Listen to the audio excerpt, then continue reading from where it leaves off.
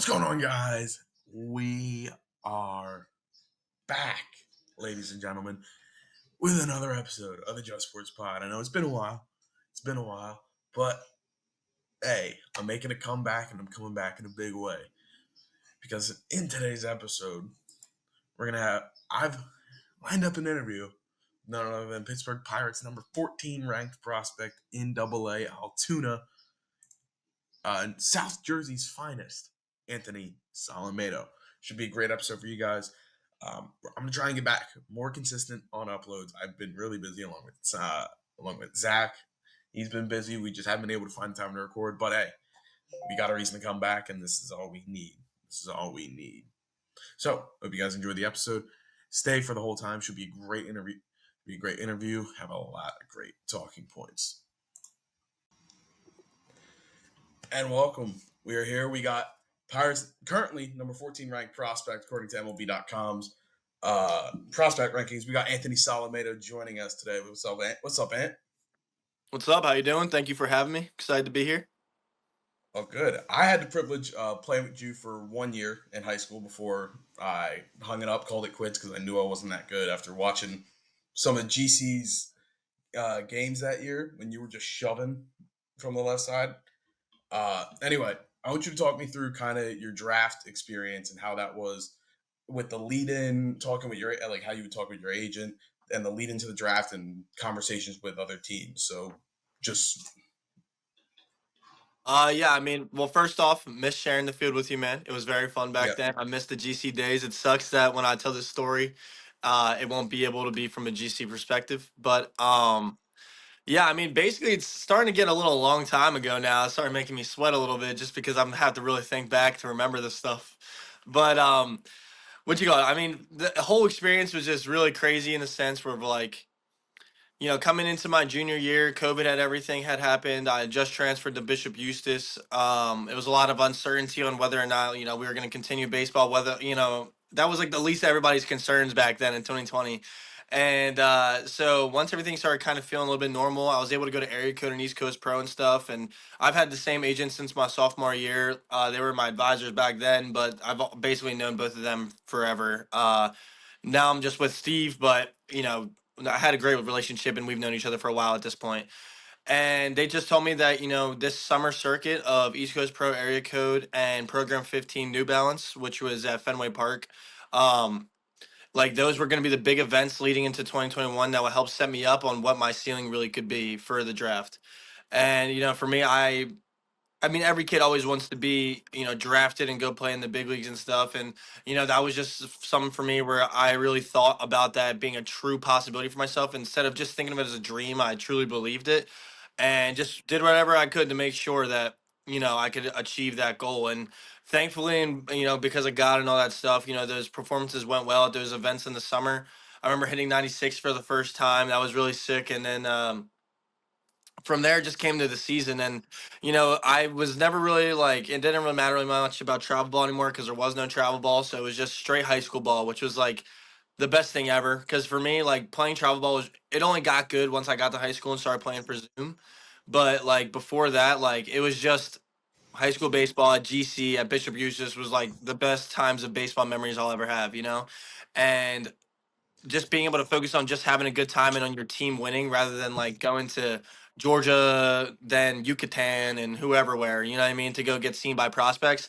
I could just stay by my house and go play games that meant something to me, and all that just kind of tumbleweeded. And my agent started talking to me about how, for me, they love to keep my expectations low. Lower on the end where I was thinking to myself oh, hopefully I'm gonna be 1-1, you know what I mean?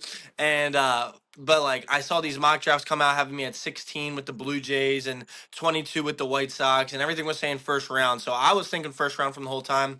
They kept telling me maybe third, So just kept my head humble, but just was being hopeful at the same time. And then so basically what happened was on draft day. Draft day had showed up. First day comes. I'm very excited to have a draft party. Everybody's there watching. Blue Jays go to pick. I'm like, oh my gosh, this is it. I'm gonna get drafted by the Blue Jays. They'd been calling me every single day, and my phone rings. It's my agent. I'm like, biggest smile ever happens on my face. Craziest thing.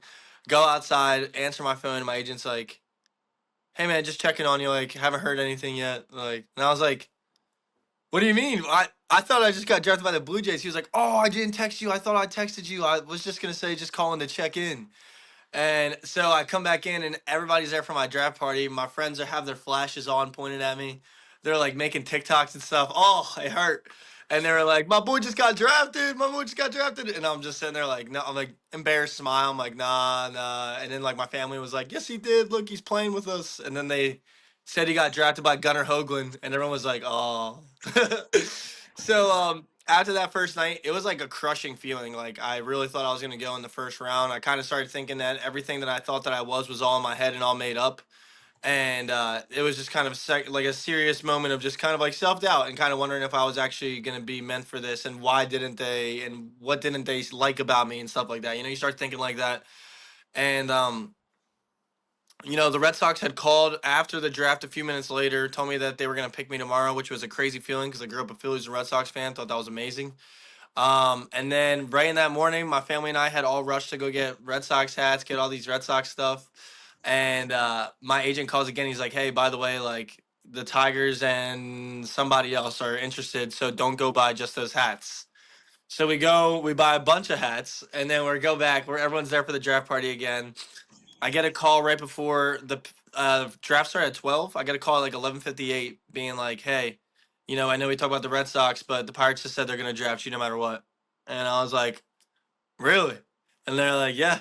And then I came in. My parents were like, "What happened?" I told them the Red Sox were going to draft me. And then with the first pick in the second round, the Pirates drafted me. And it was like a really cool thing where I surprised them. And it was awesome. So started the awesome journey. It was a great kickoff to everything. And it was just a once in a lifetime experience. I'm just super thankful for it.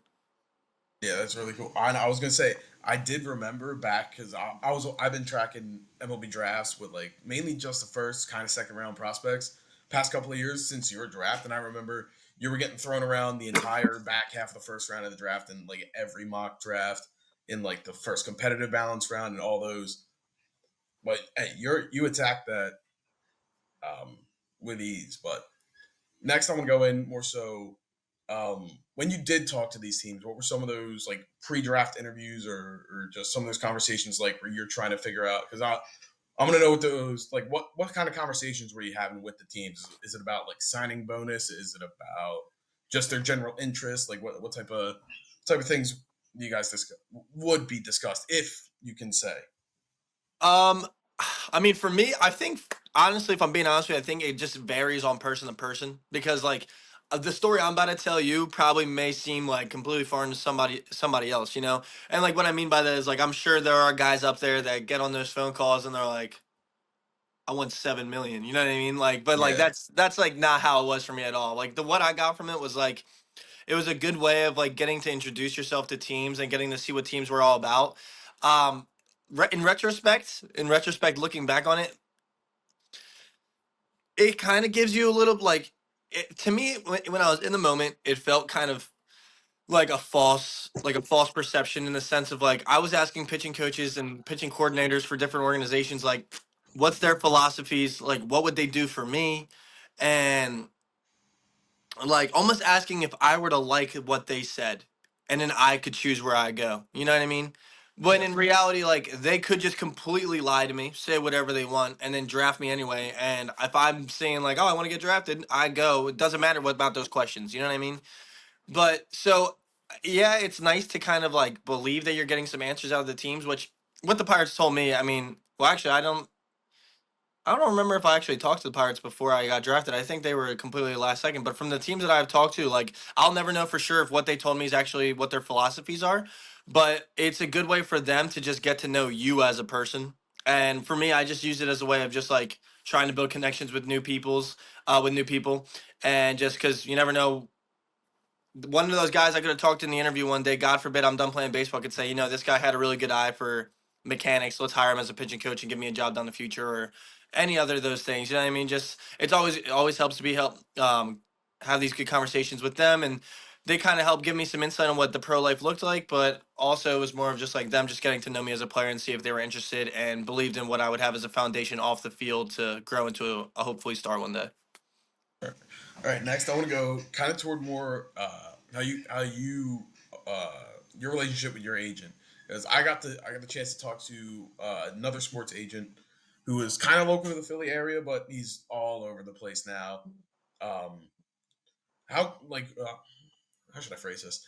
Um, how much did your agent either influence, help you throughout your journey of like trying to figure out should you go to school, should you just sign straight out of the draft, something like that?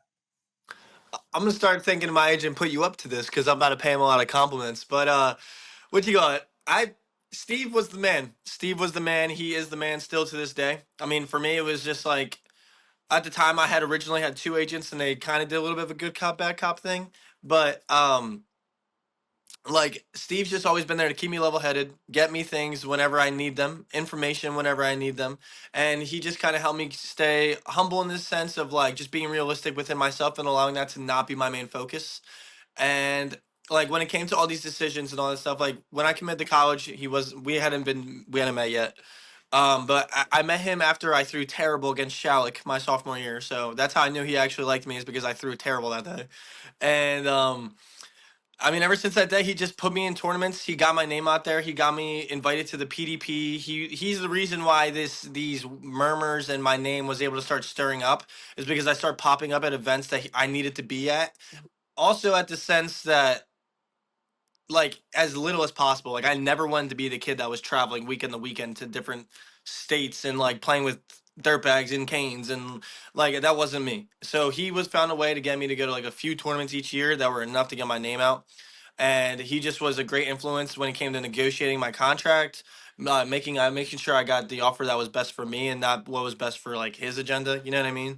And because there's a lot of agent horror stories out there, so Steve's always been the man. He's considered family to me now, and I got really lucky. Yeah.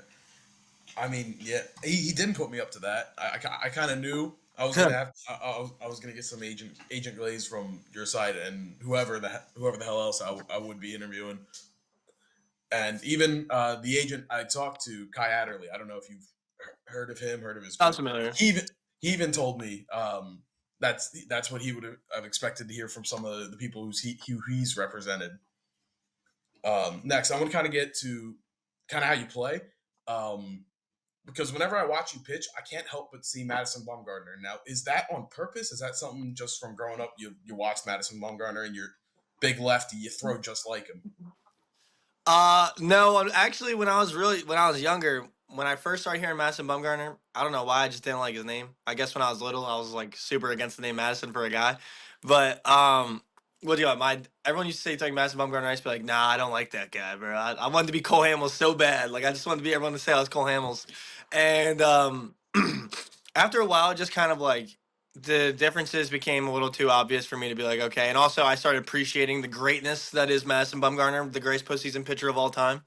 And I mean, for me, it's like I like to change it. Like I like to change who I am, but also have like my core identity. Like my core identity in my mind is that, like I believe I'm a dominant left-handed pitcher, and I love watching other dominant left-handed pitchers and they're just trying to take little pieces of their games. And the form kind of itself is ever changing. Recently, before my first start, I was watching Tarek Skubal highlights nonstop, trying to do how he kind of does with his leg kick a little bit, just messing around with stuff like that. And the this week's theme's Garrett Crochet of kind of how he keeps his hands in real tight and gets a little bit more like back turned on the leg lift. Like I feel like I have a good structure of just the natural arm side of being definitely deceptive and different for hitters, but I also like to believe I'm a little bit of a chameleon when it comes to trying to find new ways to just make things a little bit better. So, uh, yeah, I mean, it's just kind of, I just like to have fun out there. In reality of it, I just like to have fun. It's not too serious. And then when you make it so serious is when you stop having fun, and that's when you stop playing well. So just try to have fun with it every day. I can even tell, like just watching random pro games that aren't the Phillies. When it's like I was watching White Sox games at the end of last year, and some of those pitchers and some of those hitters looking completely uninterested in being there, kind of made sense as to why they won like what was it 41 games 39 games. But yeah, it was bad.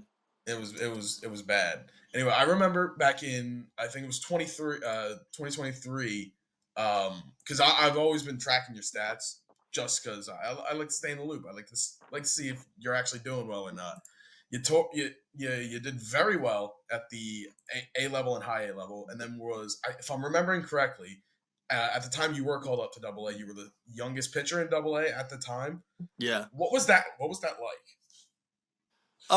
It was pretty crazy. I mean, it was a blessing. I had just got caught in a good little flow state there, was in a good rhythm, and was just able to keep. I got lucky just being able to roll good innings, and getting three outs as quick as I could each time. And I remember just getting there to Double A for the first time was life changing experience. Just because I remember every time you play Road to the Show, you start with the curve if you get drafted by the Pirates, and it was really, really sick. That first year of being able to go from high A for the first half and Double A for the second half, definitely felt like I was playing like real minor league baseball and felt like I was getting a lot closer to my dreams. So it was an awesome feeling and an amazing experience, and excited to have one of those years this year too. Yeah. Last year, statistically, was a bit of a down year. Did you notice any, at least from your coaches or like watching film, any certain mechanical changes that you may have made unconscious or subconsciously that you just didn't realize you were doing that resulted in the high run count? Even though the home runs, in my opinion, 7 allowed in 60 innings, I think that's pretty good, especially at the minor league level. I know a lot of those stadiums are a little bit shorter. Might be easier to go yard in. Correct me if I'm wrong. But did you notice anything that you needed to fix in the off season to try and bounce back? Well, to comment on your first comment, Greensboro, literally a home run boom box. Like actually, it's like 5 feet down each line. So yeah, it's pretty easy to hit some home runs in some minor league parks. But yeah, I mean, so for last year, I'm mentally past it. I feel like it's like I'm at the point now where like I've been able to dump that out and just kind of clear that out of my conscious and just focus on who I am, and I believe that you know I'm pretty good. So, but when it comes to last year, there's just like the thing that's hard about baseball is that like you could have everything figured out and in 1 second lose it and just not know what it is, where it went, and why. And last year, I think the big problem for me was I was feeling confident, but there was some Oh other. no, it cut out. I knew that was gonna happen. I knew that was gonna happen. No, bear with me for a second. All right. Yeah, that just cut out for a good 10 seconds. I knew that was gonna happen too. I had a very good feeling that was gonna happen. All right, you're good. Continue where you just left off. So basically, yeah, just like so, like it's hard. Sometimes when things go, it's just like you don't know where they went, why they left, and how to get them back. And there was a lot of forces and other like opinions in my mind that were kind of going around on just like what was important for me, and that was like focusing too much on my velocity. Um, Also, fall like having some murmurs around me, just like people saying that like my velocity does need to be harder, and like kind of having a little bit of an identity crisis when it came to like who I wanted to be as a pitcher. Um, and also just and truthfully, just a little bit of lax training for myself in the off season. It was just a bad off season for me. Um, just got caught up in different things, wasn't focused as much as I could be, and didn't put as much effort as I could into what I needed to. And on result, you saw the work that you saw last year, and that's what I believe that God had intended for me to see. Obviously, no one wants to have a whole bad year, but all you can do is learn from it, become better from it. And I feel like the spot of where I'm at is better than I was in 2023, let alone how much better than I was in the spring of 2024. So I'm really excited for this year. All that matters is looking up going forward is like I know how good I am. This organization believes in me, and throughout multiple times throughout the year last year, they've made that clear that they believed in me, and that's all you can ever ask for. So I'm just really excited to see where this season goes, and some form stuff. Oh wait, so before I close out on that, some form stuff that I did realize was I wasn't breaking my hands. That's a big thing for me. I'm a big momentum guy. Rhythm and timing is huge for guys who throw cross body and have bigger arm slots. And last year, I was really good at bringing my hands up, and then when I would bring my knee down, they would break with it. And last year I was doing a thing where I would bring my hands up, and when my leg would go down, I would just shoot out. I wouldn't break it. You know what I mean? Yeah, And that was giving my arm less. I'm a big like when the arm goes, it catches momentum and then goes down. It's like a roller coaster, kind of how like they've described my arm slot. yeah, And like most people, it's just like one motion like that. But for me, if I don't have this part, just going to here, it made my arm like blocky. So I was throwing like 83, in 87 and 86 because my arm was not fluid at all. It was just literally going like I was like moving in slow motion. And I remember one time that really freaked me out. And one thing, this is how I knew that I was domed up really bad from this was I was telling Natalia that like my arm slot just feels weird. Can you take a look? And I'm in the hotel room and I'm doing dry reps. And she's like, why does it look like you're moving your arm like this? And I'm like, really? It doesn't even feel like that. And it was just like you just weird things. Like you don't explain why things are happening, why your arm slot just randomly became unrhythmic one day. But now that we focused on it, we completely reset, took apart everything and what started from the beginning, my roots in high school, when I got back with my pitching coach, Coach Cook, in the offseason, and we just focused on building off that. So it's been looking good right now. Had a good outing last week and hoping just to keep building off it starting this on tomorrow. Yeah, just I was just going to ask about that outing against Chesapeake. You went five innings, one hit. That had to feel good. Yeah, it was pretty awesome. I was really mad that the only hit was the bunt on the first play of the game. So that's so annoying that they had the bunt first play of the game. But yeah, it was a good one. I felt really good. My defense played fantastic defense behind me, and then we also hit the crap out of the ball that day. So made it an easy, fun game, and it was fun just getting back in Altoona and just start giving us the first win of the year, and it was a good feeling. I think I'm not sure how much too many. Oh, holy shit! You can tell it's 9 a.m. for me. Huh. Um, I was gonna. Oh my goodness! I did wake up about an hour ago, so I might be I'm No, stumbling it's over all words good. right now. Jeez, I shouldn't have stayed up till 2 a.m. last night. But um, so I think you're gonna likely work out your kinks, get your shit together, not together, just kind of lock in. I think you're gonna get your chance at the bigs. Are you excited to face or play with any certain teammates if you do get to the bigs? Yeah, I mean, for me, it's just like I'm focused on just doing everything I can each and every single day to just help myself get into the best position to get to AAA and then get to the major leagues. And that timetable is completely up to God. So, whoever it is my teammates. I'll be excited. Hopefully, it's the boys and Paul, Jared, Tommy, and all them, and Z and all those guys. And it'll be exciting to be teammates with them up again in the big leagues and Bubba, obviously. So, just the people I came up with. Those guys are near and dear to my heart. I've known them since the beginning, and it'll be awesome to share the field with them again. Yeah, I was gonna ask. You were drafted in that same draft class. Number one pick Pirates took that year was Henry Davis. How close are you guys as a catcher and a pitcher duo that came out of the same draft? Yeah, me and Henry are pretty close. Me, him, and Bubba all lived together when we first got drafted. Um, And yeah, he's just an interesting guy. Like he's just super locked in all the time, super like Mamba mentality dude, and he just trains hard, works hard, life's hard, is hard. So um that's just how I would describe him, man. He's a hard worker with a dude with a great mentality. So we've been pretty close. I mean, we both have the same agent, so he would give you agent glaze just like I did about Steve. And yeah, we've known each other for a while, so it's really awesome just seeing him get to the big leagues and just growing from us being roommates to him playing in the show. And um, yeah, just a good dude. Yeah, all right. Well, I think that's all I got. Thank you for hopping on. Thank you for doing this. Uh, Very much appreciated. And if you got any teammates who maybe want to get interviewed, I'll happily do it. Have them on the show again. If you want to come back on, hey, just let me know. I'll have you back on the show. Hopefully, people will actually watch this time. I'm trying to rebrand a little bit, Yeah. relaunch, I guess, because it's been a while since I have recorded. So, good luck in your next start. Assuming, let me hold on. Let me count days. 1, 2, 3.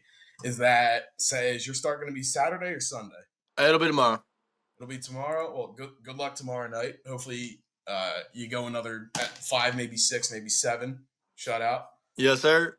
But yeah, good talking to you. All right, good talking to you too, man. I'll catch you. I appreciate it. I'll catch you. All right, peace. Peace. So that was my interview with Anthony Solometo. I hope you guys enjoyed it. He gave me a lot of really insightful things about his come up. But hey, let's get back to our regularly scheduled programming. This is gonna be short because we did just get that interview with Sol done. Hopefully, that game will be on some sort of TV for his next start tomorrow. Yeah, MILB TV. I'm not sure if I get that with MLB TV. Gonna have to pray. Maybe tune into that start. It's gonna be 3 o'clock for Pacific time where I'm at. But hey, I want to get into just some of the more playoff implication type of sports. I'm gonna go for my phone just because that's loading quicker than the internet right now. Because we got the NHL playoffs are coming up, the NBA playoffs are coming up, which in my opinion I couldn't give less of a shit about because the NBA is about as watchable as watching paint dry. If you feel me there, that's why I'm gonna go straight into the NHL first, and I gotta attack the bottom half, and I'm gonna get into some draft stuff. Don't worry, that's gonna come. It's gonna be a little bit later down the line when the MLB starts to get into their flow, probably around May. If I can get back to it, we're gonna get to some NHL draft stuff because we got the bottom half being the Sharks, Hawks, Preds. The Bruins really fell off after at the deadline. They just sold everybody, which I don't blame them. They put them in the position to be there. Kind of screwing the Flyers. The Flyers kind of screwed themselves by going on a bit of a win streak post firing Torts, picking up three in a row. They caught one against the Rangers the other night. Hopefully, as a Flyers fan, hopefully we lose out. Don't ruin our chances at picking up Michael Misa or Porter Martone, James Hagens, one of the big boys. Hopefully we can get some luck in the lottery because we got 2 games on Seattle. They got a point in hand. We have 2 games on Boston. We have the same amount of points as them, so not looking too hot. We're probably going to be in that bottom 6, but it looks good from there. But in the playoff races, everything's kind of set in stone. Only really fighting for seeding. In the Atlantic, they're still fighting it out for the top 3 seedings. The Metro is basically locked up. The wild card's basically locked up. There's a 3-point difference between Ottawa and Montreal. Um, Ottawa has a pretty easy schedule left. They got Montreal tonight, so that'll probably lock up that matchup. The wild card spots tonight in the East. In the West, again, they're still fighting for seeding. Central's pretty much locked up. Winnipeg and Dallas both got 3 games left, 6 points through. So if Winnipeg does lose out against, well, they're probably not going to lose out. They play Chicago tomorrow, being Saturday, I should say. Tomorrow being Saturday. They're probably not going to lose that, so they're going to lock up the 1 seed, which means Dallas will take the 2. Same out in the Pacific. It's kind of very basic. And you got Edmonton, LA, Minnesota's in the Central. They're stuck there. St. Louis is in the Central. They're stuck. So yeah, NHL playoffs are really locked up, and we've gotten some good hockey this year. My rookie of the year pick, I feel like I gotta go through some award picks. My MVP, it's hard to not go McKinnon, but it's also hard to not go with Hellebuck because a sub 2 goals against is a little bit ridiculous, especially in the modern. I don't know about especially in the modern NHL, but with the amount of starts that he makes, it's a bit ridiculous. I mean, 60 starts and you're putting up that stat line with a 925 save percentage. That's MVP worthy, if I had to say so myself. And he leads the league in shutouts. I mean, what more could you ask for from a Tendy? 45 wins, leads the league in shutouts. Jeez, that's utterly ridiculous. That's MVP deserving. But Selke is probably going to go to Protus just because of plus minus. I'm not sure if that's entirely what they take into consideration. We got the Art Ross and the Hart. The Art I forget which one. I'm pretty sure the Hart's the MVP. Yeah, Hart's the MVP, and the Art Ross is for points. So we got McKinnon and Kucherov. They're tied on 116 right now. If I'm a betting man, which I am to an extent, I'm taking Nathan McKinnon to go win that race. The Calder race, I think, is really interesting because of how good Matvey Michkov has been since the Four Nations.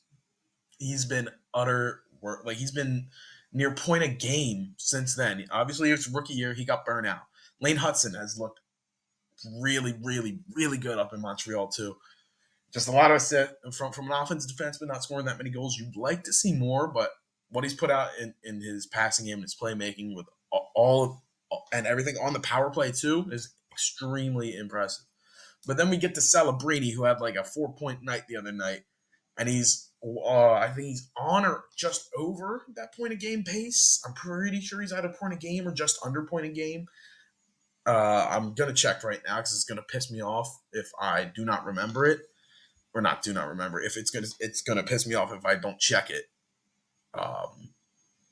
Where's San Jose? Yeah, 7-8 in that 8-7 loss in overtime. That's a great loss for a tanking team if you're looking at it that way, because that means that your attendees did what they're supposed to, be bad, and then Celebrini had a 5-point night. I mean, well, oh my goodness, yeah, 62 points in 66 games. He's leading rookie. Is he leading rookies in goals? Did he pass? Did he pass Michkov? I think he did pass Michkov in that with that Hattie. 24 goals. I think Michkov has.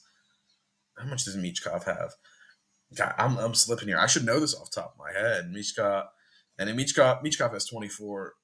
He's got 59 and 76 games, but I mean, I've been looking based on minutes, points per minute. Michkov has the highest points per minute, so hey, you can put that up for debate.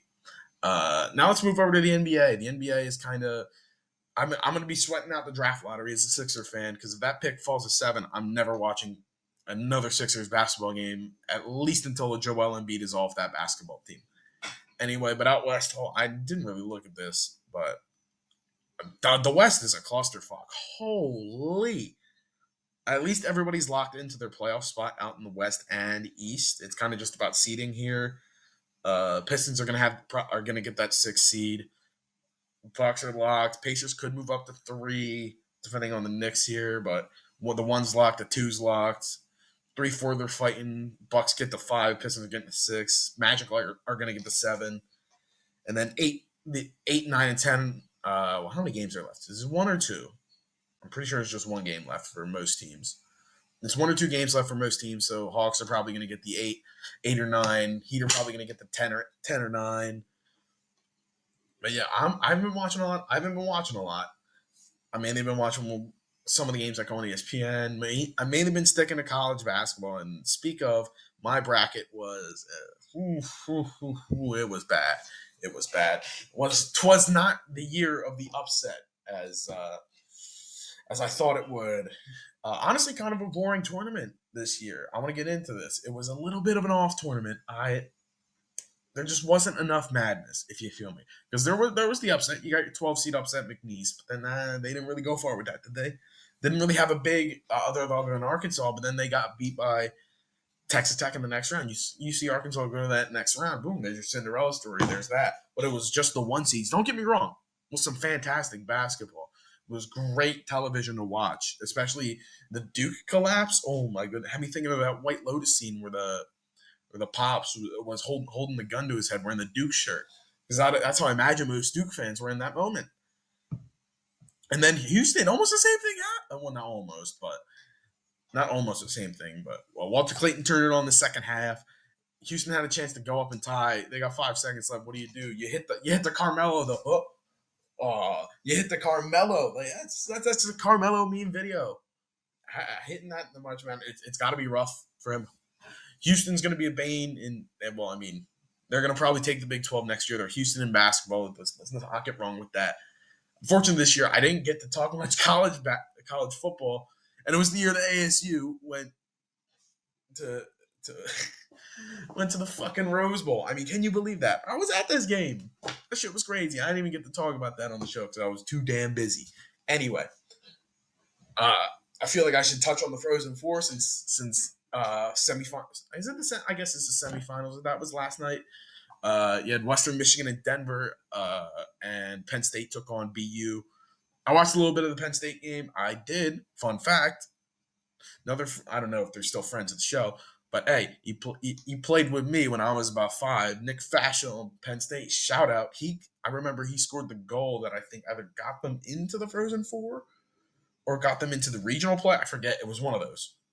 But shout out Nick Fascia. I think he played all right last night. He played pretty well last night. And but BU is just a better team. Penn State, they were going on a bit of a run, but it's always hard against BU.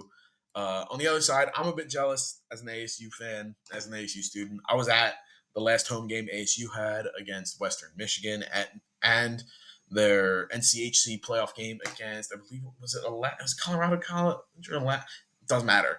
But ASU won that. Then they went on to face Denver, which again a 1-goal loss against Denver after we were 3-1 against them this season and only with an overtime loss. Yeah, I knew it was going to be heartbreaking. I knew ASU probably wasn't going on the run. But hey, it would have been nice. But all right, now we're gonna pivot over to some football. Not football, football. Because oh boy, do I have something to talk about. Because I am a huge football soccer fan. Don't give a shit what you want to call it. I love it. That is because none other than my favorite fucking team on the planet, the Arsenal. The Arsenal. I'm gonna just pull it up on my phone real quick. The Arsenal 3-0. 3-0 against Madrid. Are you fucking kidding me? Are you fucking kidding me? It's insane. Although I'm still scared. I'm still scared Madrid could very well come back. But in that game, god damn it, Jacob Kivior, get Mbappe out of your fucking pocket. Get him in your pocket. He had him pocketed all game. Timber had Vinny pocketed all game. I mean, I was in class watching. I still have class. I'm a college student. You guys know that. I was in class watching the match. I know how responsible of a student am I. But when I saw that Rice free kick, the first one at least, it curled in. That was whole. I just had to. I pulled out one of these like when you're watching. You're just. I pulled out one of those, and then 10 minutes later, I'm walking out of class. It ends, and I'm just walking, looking at my phone, just going, doo, doo, doo, doo, and then Rice tees up the most fucking beautiful free kick I've ever seen in my life. It's like, my goodness, like that couldn't have been more top bins if he tried. You could have let me use my hands to put that shit in the top corner, and I'm not putting it more in the top corner than Rice put that free kick. Madrid are lucky. The Madrid are lucky that game wasn't 4-5-0 because Courtois was standing on his goddamn head. It was But I know this. If there's anybody who can overcome a 3-0 deficit in the Champions League, it is Real Madrid at the Bernabeu. I am scared. I don't get me wrong, I am scared. But I know Mikel Arteta. I know how this man thinks. We're about to see the most egregious, horrifying terrorism ball, haram ball tactic of all time. You're going to see the greatest low block in the history of low blocks, I think, ever. Because Arsenal are already a very good defensive team. They don't give up. We don't give up a lot of goals. Actually, I checked the last time Arsenal gave up more than two in a game. That was against Luton in 2023, and Arsenal won that game. I watched that shit right here on that TV. And I went batshit crazy because that was a 90th minute winner by guess who? Declan Rice. Fuck, he might be the best midfielder in the world. That probably is not too crazy to say that. Although Rodri exists, but hey, Rodri's currently got a torn ACL. So I mean, if they were to play right now, I'm taking Declan Rice. But on the in the other quarterfinals, I didn't watch the Bayern Inter game. I was a little busy watching Arsenal Real Madrid. So you're gonna have to excuse me there. Just off of how I know the Champions League operates, at least one of these teams will force a comeback, and likely, based on I wouldn't say statistics, probably betting odds, I would say Bayern probably has the best chance of coming back and winning their match, especially because although they are going to be on the road in Italy, that can make it a little bit difficult. But Villa could also pull something off because Villa Park, I know as an Arsenal fan, is a very hard place to go and win at. Because Arsenal can never seem to fucking do it. It's very aggravating. And as much as the yellow wall is awesome, especially when we see videos of Jamie Carragher getting absolutely fucking hammered in there, they're just not going to come back down 4-0 against Barcelona. And I'm going to make my pick for the Champions League final right now in Munich on May 31st. I think it's going to be FC Barcelona taking on Arsenal Football Club in a recreation of 2006. But we're going to have a different result. It will not be Barcelona with the help of the referees. It's going to be Arsenal. Arsenal is going to come out on top, and Bukayo Saka is going to say, "I'm the best winger in the world," and have an absolute 10 out of 10 perfect performance that day. He's going to sit. He's going to outshine. He's going to outshine Lamine Yamal. He's going to outshine who the fuck else? He's going to outshine Lewandowski. He's going to outshine Rafinha. He's going to outshine Declan Rice. I don't know. Declan Rice might run that game, but he's going to outshine everybody. I personally think. And Arsenal's going to win the Champions League. And if that happens, shit. I mean, I'll be in Europe at that time. I may even try to get over to the game. We'll see what happens. We will see what happens. But now I think we should get to the sport that's currently going on. We should probably get to the MLB. And I want to start this off with a kind of a what the fuck, because how if we look at the Angels are 8-4. Why do the Angels have the second best record in the AL? What the fuck is going on over there? What's going on over there?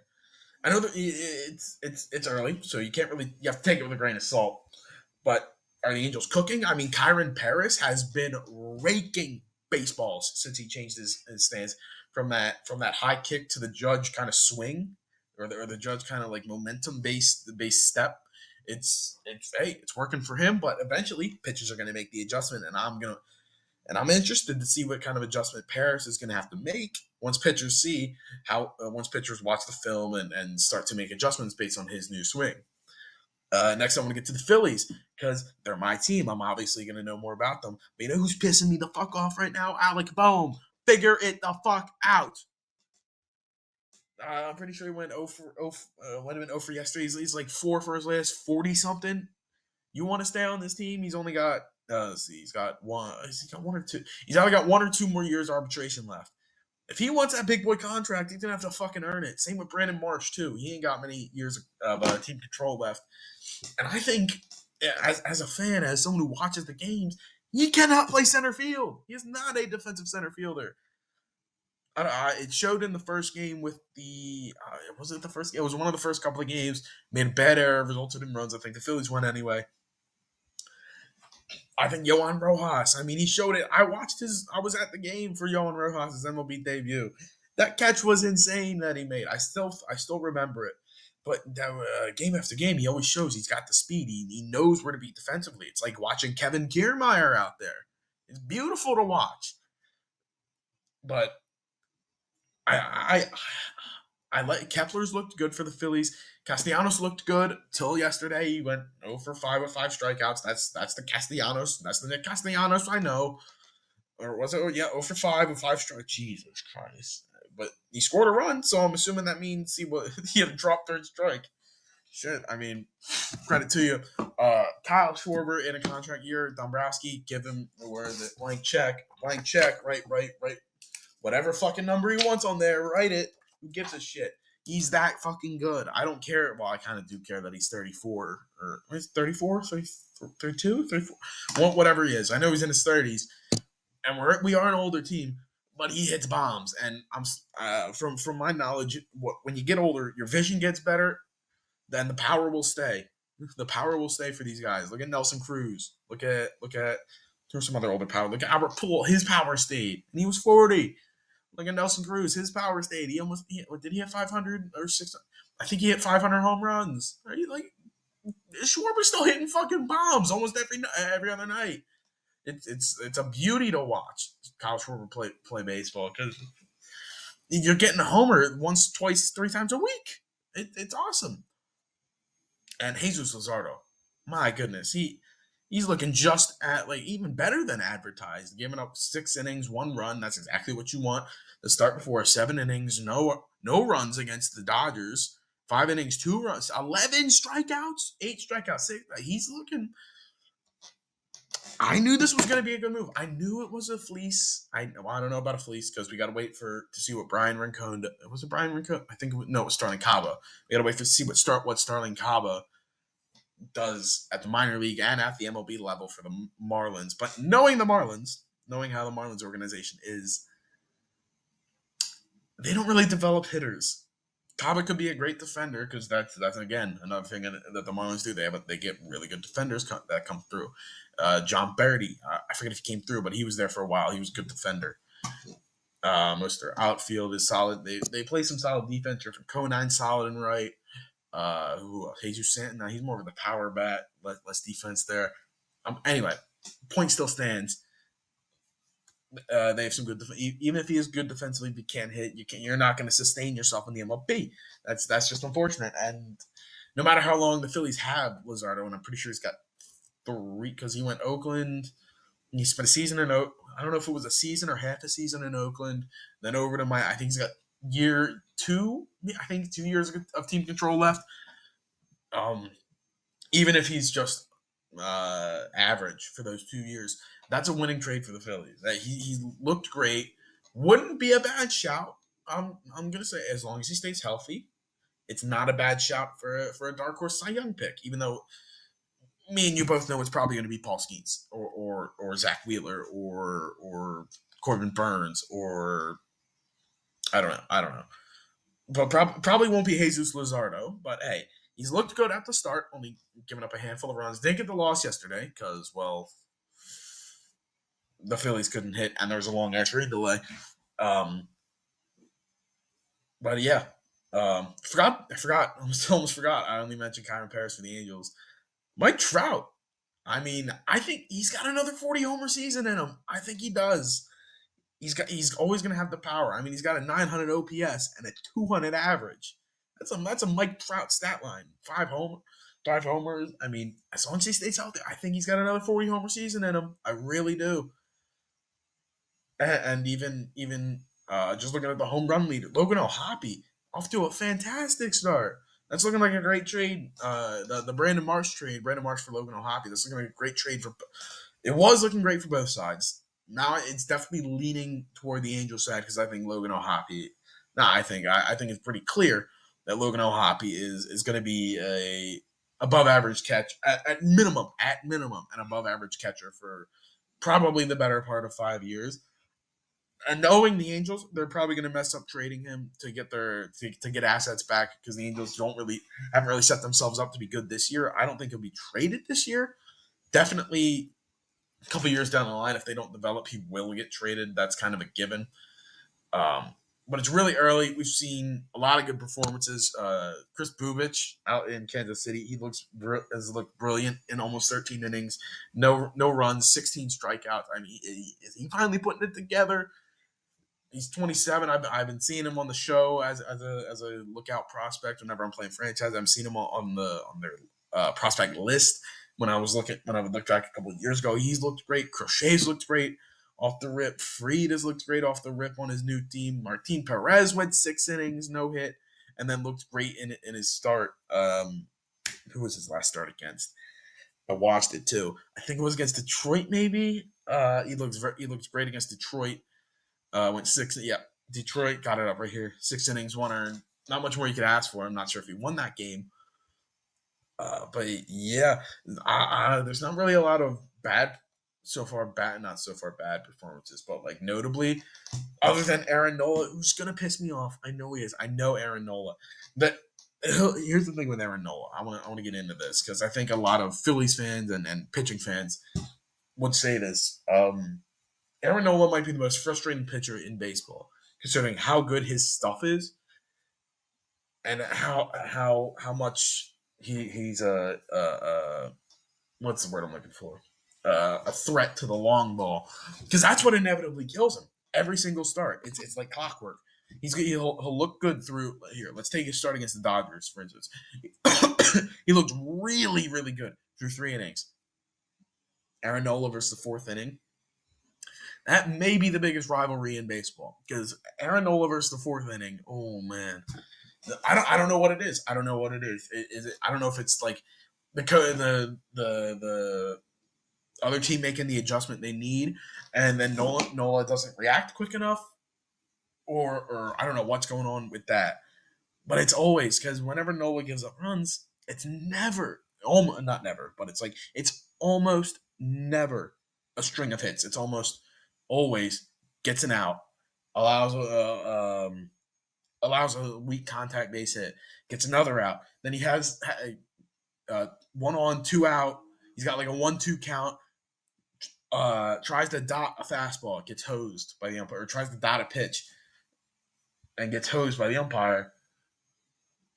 And then it just turns into then the next pitch is sent about 400 feet out to left center, out to right center, and there's not much you can do about that. I mean, it's like clockwork. I feel like in Nola starts today against St. Louis.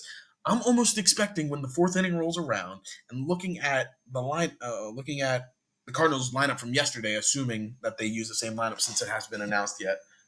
I'm almost assuming that in the fourth inning, um, Newt Barr's going to go out. Contreras will get out. Donovan's going to get on base, and then he's going to have Nolan Arenado. He's going to have him 1-2. Going to try and paint the corner. Get hosed on a call, even though it could have been. It's like a 50-50 call based on the umpire. A good umpire makes the call. They get the strikeout. Bad umpire misses it. If it misses, it's on and it and he gets hosed on the call. Next pitch, I'm almost fully expecting it. I'm almost fully expecting it to be sent 400 feet to left field. If I'm right, it's a fantastic prediction. It's a fucking fantastic prediction. I'm not gonna lie to you. If I'm wrong, I'm wrong. But I think I did pretty good there. That was about 27, 25 minutes of me. I just went through every damn sport that is kind of relevant right now and has just some broad talking points. I will try and get more specific as I get back into the flow of things, but I feel like I had to do a kind of a just bigger roundup after that interview with Solometo. Hopefully, you guys enjoyed this episode of Just Sports Pod. I'm looking to make this come back. I'm not sure how recurring it will be, but it will be recurring. We will be coming back because I have an interview with a. I'm currently in the process of lining up an interview with a NHL prospect. So that may or may not get done. Hopefully, it will. Hope you guys enjoy this podcast episode. If you want more, follow me on Twitter. Follow me on Twitter personally. At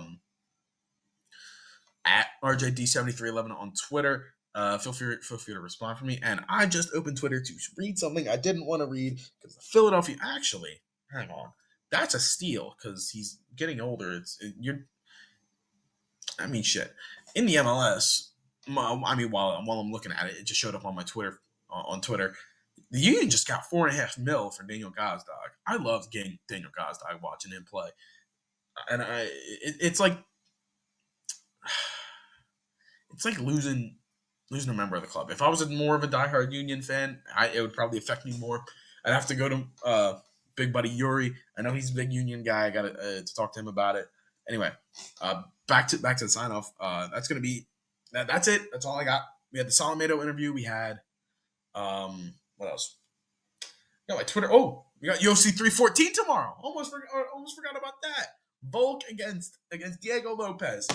Oh, I can't wait for this card because this card it would have been a absolutely stacked card if Prates versus Jeff Neal didn't get what's it called canceled.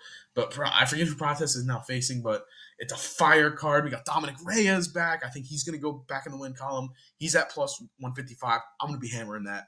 John Silva at minus 210.